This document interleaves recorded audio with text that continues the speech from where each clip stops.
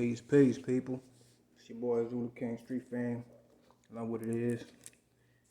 This is the first video I'm doing. You know what I'm saying? Hit like, subscribe. If you want, if you don't, whatever. Excuse me.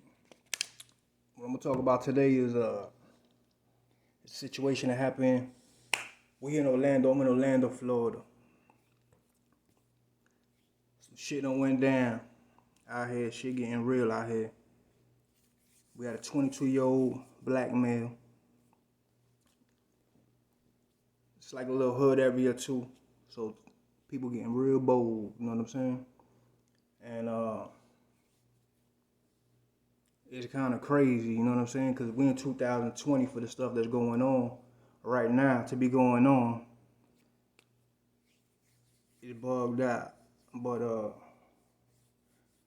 this 22-year-old male, he was found hanging from a tree. He was lynched. Now the police, OPD, they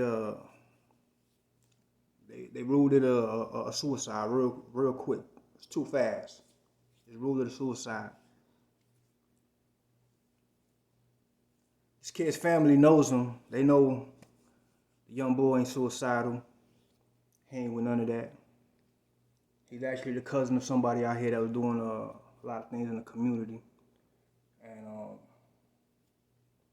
his name, he went by the name Zulu Dynasty, which is crazy because our charter at that time was Dynasty Zulus, which it got changed. I was in charge of that charter. It got changed to Orlando Zulu Nation. No affiliation with the Zulu Nation now with what's going on with Africa Bambaataa and none of that. Everybody kind of stepped aside from that. We just our own entity right now. But besides that, anyway, this young bull got found hung from a tree. He was hanging from a tree with his hands tied behind his back. You know, I don't know how you gonna hang yourself with your hands tied behind your back. You know what I'm saying? They say the tree was I guess where he was hanging from was like 5 foot off the ground, and he was like 6'1", which I'm gonna give you the benefit of the doubt. I've been in prison. I've seen people hang themselves from their bed bunk, tie the rope to the top bunk, put their legs on the bottom bunk behind them, and just drop down and hang themselves. So you know, he had a broken jaw. He was missing teeth on the bottom of his mouth. His nose was broke. He had lumps all over the top of his head, and his hands were tied behind his back. They ruled it a suicide. So this is showing you what's going on, like, in today's times right now. It's like a race war finna break out here.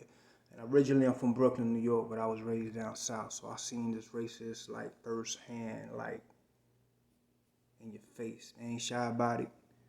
You be riding through here, and you'll see you might ride through a small little town and see the 3 crosses. That represents the KKK, you know what I'm saying? I done been in prison, and you know the prisons is in the middle of nowhere.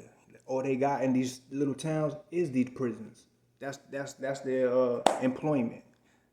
You beef with one officer, his cousin worked the next shift, his nephew worked his auntie worked the next shift.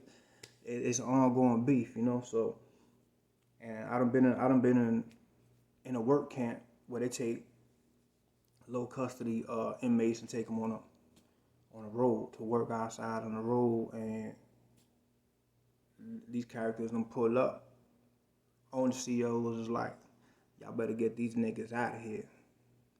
They done loaded up the whole bus. Y'all, let's go. Time to go. It's still in your face. There's some of these places where these prisons are at, they still have signs that say no blacks allowed. You know what I'm saying? It's 2020. So for something to happen in Orlando, Orlando's like, it's like a melting pot of different, you never know who you're standing next to. You got people from New York, Jersey, Puerto Rico, Haiti. You got people from all over, Detroit. All these people it's so transit that you never know who you're talking to out here. And for it to happen in the area that it happened, it's real bold statement. It's real crazy. And you know, one time before, out here in Orlando. If you're familiar with Orlando, there's a neighborhood called Paramount. It's all black. It's the hood. You know how I go. Well, they got the oldest black church there. I forgot 2000, anywhere between 2004 and 2008. In between there, the KKK did a rally in the middle of a black neighborhood in the oldest black the stair steps of the oldest black church in Florida. They're real bold, you know. So the police saying this is a suicide, even though homie got a broken jaw, missing teeth, broken nose, lumps on his head. About a month and a half ago, the police shot another black individual. He ran from the police. They say he had a pistol on him. Turns out to be one of the homies, the rapper from Orlando, Hot Boy, one of his homies. And shot him in the back, killed him. You know, this ain't the first time none of this happened. The police killed another dude a long time ago named Marvin Williams. Shot him in the back while he was running. This is when Johnny Cochran was alive. And Cochran hit the family up and took the case for free against the OPD. And he died on that case. That's when he died. But to be telling you what happened, the outcome of that case, I'll be lying. I don't even know because I went to prison and all that. But my thing is, like, let me know in the comments what you think is going on. Like, y'all gotta get ready, man. This is about to get ugly, man. They hanging people up, and not only in Orlando. I heard it happen in New York. I heard it happen in a couple different places. This is getting a little out of hand. You know what I'm saying? They coming in your hood, hanging people. They've been trying to take our guns. Well, you know, niggas, felons, they still always gonna have guns. You know what I'm saying? I ain't got no guns. You know what I'm saying? I ain't got none of that. I don't live like that. But people out there in the streets still gonna have guns. Whoever got their guns registered, they coming to take your guns first because they know you got it. You know what I'm saying? They're trying to disarm us for a bigger cause, so you can't fight back. They're letting this racist shit happen. They're trying to cover it up. Like, how you gonna rule this a suicide? When homeboy got a broken jaw, his hands were tied behind his back. That right there alone tell you everything. Like, how you gonna hang yourself with your hands behind your back? Excuse me. Let me know in the comments what you think. You know, let me know some of the steps that y'all gonna take to prepare yourselves for what's going on and what's gonna happen, because it's definitely gonna go down. That's for sure. You know what I'm saying? It's all about how you handle the situation, how you prep, get your family prep.